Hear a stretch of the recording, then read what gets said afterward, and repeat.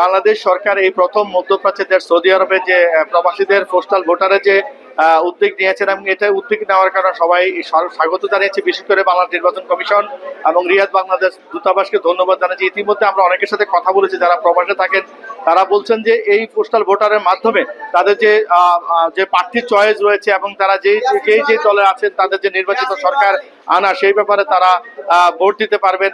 এবং বিশেষ করে যাদের এনআইডি রয়েছেন এবং যাদের যে তথ্যপত্র সঠিক রয়েছে তারা কিন্তু অনলাইনে আবেদন করতে পারছেন। বিশেষ করে 27 নভেম্বর থেকে 18 ডিসেম্বর পর্যন্ত যে অনলাইনে আবেদন করার সুযোগ রয়েছে এবং পাশাপাশি মধ্যপ্রাচ্যের সৌদি আরবে যে যেখানে রয়েছে প্রত্যেকে কিন্তু পোস্টাল ভোটারে অংশ নেওয়ার জন্য রিয়াদ বাংলা দূতাবাসের রাষ্ট্রদূত মোহাম্মদ দেলোয়ার হোসেন ইতিমধ্যে আহ্বান জানিয়েছেন।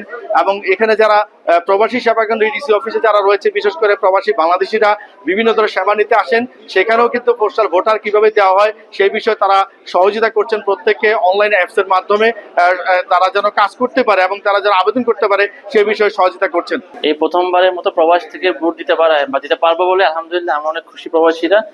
বাংলাদেশ দূতাবাস, নির্বাচন কমিশন সবাইকে অসংখ্য ধন্যবাদ আমাদের প্রবাসীদের কথা চিন্তা করছেন আর এই সুযোগটা আমাদেরকে দিচ্ছেন। আমরা প্রবাসীরা খুবই খুশি হয়েছি যে আমাদেরকে বর্তমান সরকারে ভোট দেওয়ার জন্য যে অনুমতি দিয়েছে এবং আমাদের সরকারকে আরো ভালো করে ধন্যবাদ জানাই যিনি আমাদেরকে এই সুযোগ করে দিয়েছে। এই সুযোগ যেন আমাদের অব্যাহত থাকে, আমরা সবাই যেন ভোটের মাধ্যমে আমাদের নির্বাচিত সরকারকে আনতে পারি। আসলে পোস্টাল ভোটিং নিয়ে মানুষের ভিতরে অনেক আগ্রহ। আমরা প্রবাসী সেবা কেন্দ্র থেকে যথাসাধ্য আমাদের সাধ্য মতে মানুষকে নিয়ম কানুন দেখিয়ে দিচ্ছি, শিখিয়ে দিচ্ছি এবং যারা আমাদের থেকে হেল্প চাচ্ছে আমরা তাদেরকে আন্তরিকভাবে হেল্প করার চেষ্টা করে যাচ্ছি। মোহাম্মদ জাহাঙ্গীর আলম হৃদয়, মোহনা, সৌদি আরব।